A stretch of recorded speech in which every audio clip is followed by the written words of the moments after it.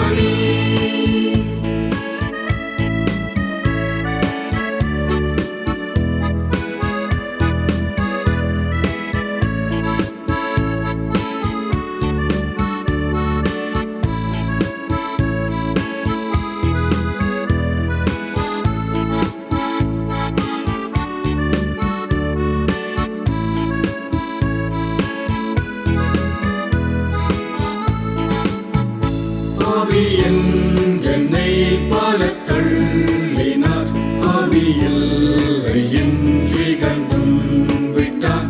ஆவி என்னை பல தள்ளினார், ஆவியில் என்றிகழ்ந்தும் விட்டார்.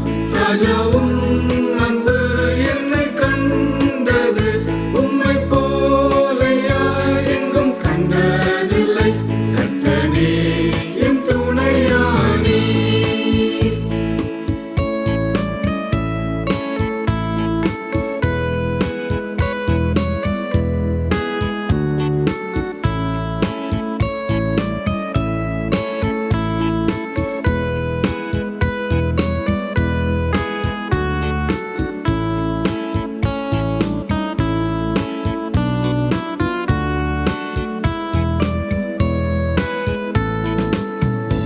ஆயிரம் நாவுகளில் தந்தாலும் ராஜனே உம்மை பாடக்கூடுமோ? ஆயிரம் நாவுகளில் தந்தாலும் ராஜனே உம்மை பாடக்கூடுமோ? ஜீவனை உமக்களிக்கின்றேனே, உம்மை போலையா எங்கும் கண்டதில்லை. கர்த்தனே என் துணையானி, நித்தமும் என் நிழலானி.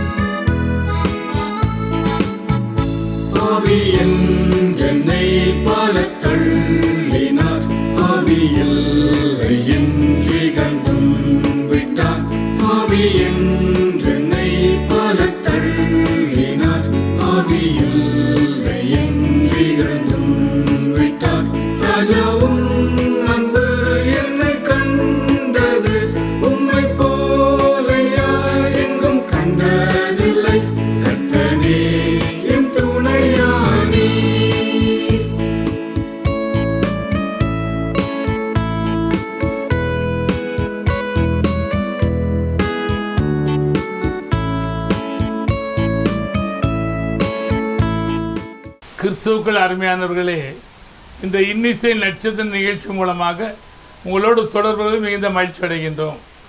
சகோதரர் ஜோனத்தான் குடும்பம் மிக அழகாக பாடினார்கள். கர்த்தனே என் துணையானீர் என்று சொல்லி மிக நல்ல ஒரு அழகான பாடல்.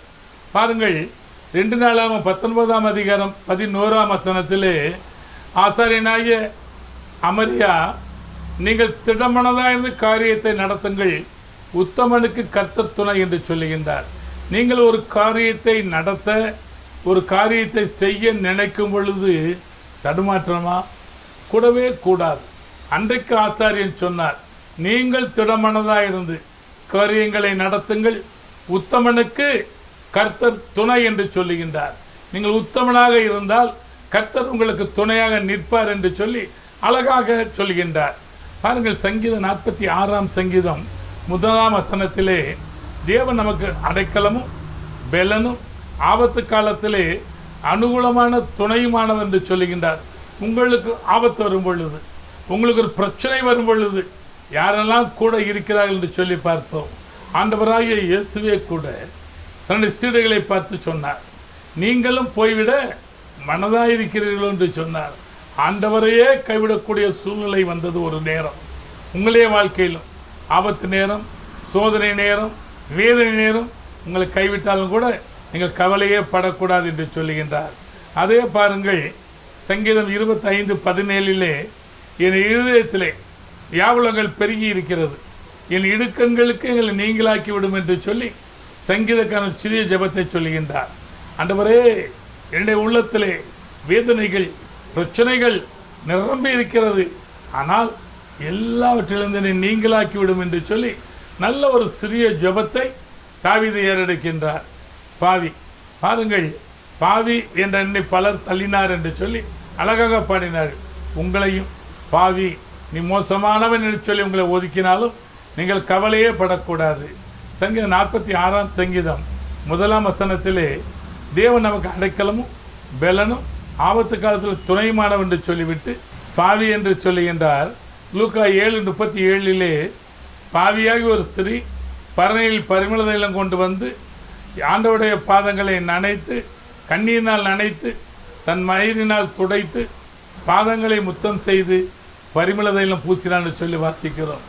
அந்த தலைமுடியினாலே அநேக வாலிப உள்ளங்களை பாவத்திலே விழப்பண்ணின அந்த ஸ்திரீயானவள் ஆண்டவருடைய பாதத்திலே கண்ணீரால் அவருடைய பாதங்களை நனைத்து, தன்னுடைய தலைமை இந்த கூந்தல் மூலமாக நான் எவ்வாறெல்லாமோ அலங்காரம் செய்து எத்தனையோ வாலிபர்களை விளத்தினேன் என்று சொல்லி தன்னை தாழ்த்தி ஆண்டவருடைய பாதத்தை துடைத்து முத்தம் செய்தான் என்று சொல்லி வாசிக்கிறோம்.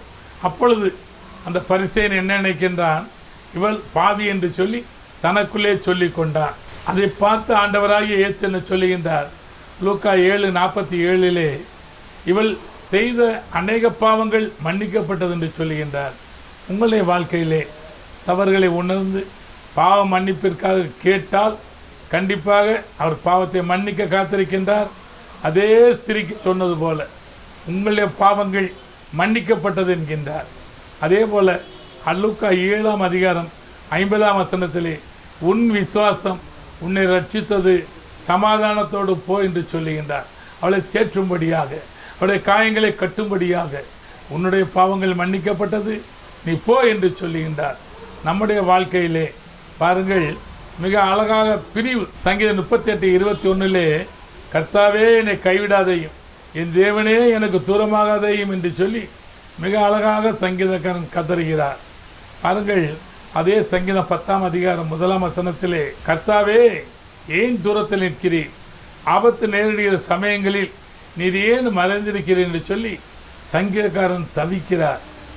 அதையே சற்று வித்தியாசமாக 2 தீமோத்தேயு 4:16 மிக அழகாக பவுல் சொல்லுகின்றார், நான் உத்தரவு சொல்ல நிற்கையில் ஒருவனும் என்னோட இருக்கவில்லை, எல்லாரும் என்னை கைவிட்டார்கள், குற்றம் அவர்கள் மேல் சுமராதிருப்பதாக என்று சொல்கின்றார். பாருங்கள், பவுலுடைய வாழ்க்கையில் எல்லாரும் கைவிட்டார்கள். ஒரு சிறிய ஜெபம் சொல்லுகின்றார், ஆண்டவரே குற்றம் அவர்கள் மேல் சுமராதிருப்பதாக என்று சொல்லி சிலுவையிலே ஆண்டவராய் இயேசு பிதாவே இவர்களை மன்னியும் என்று சொன்னார்.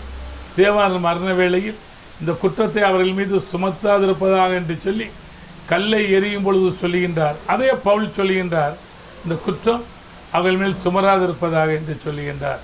1000 நாவுகள் அவரை துதிக்க போதாது என்று சொல்லி சங்கீதம் 66:17 அவர் நோக்கி என் வாயினால் கூப்பிட்டேன், என் வாயினால் அவர் புகழப்பட்டார் என்று சொல்லுகின்றார். மீண்டுமாய் இந்த நிகழ்ச்சி பார்த்த உங்களுக்கு எங்களுடைய அன்பின் வாழ்த்துக்கள்.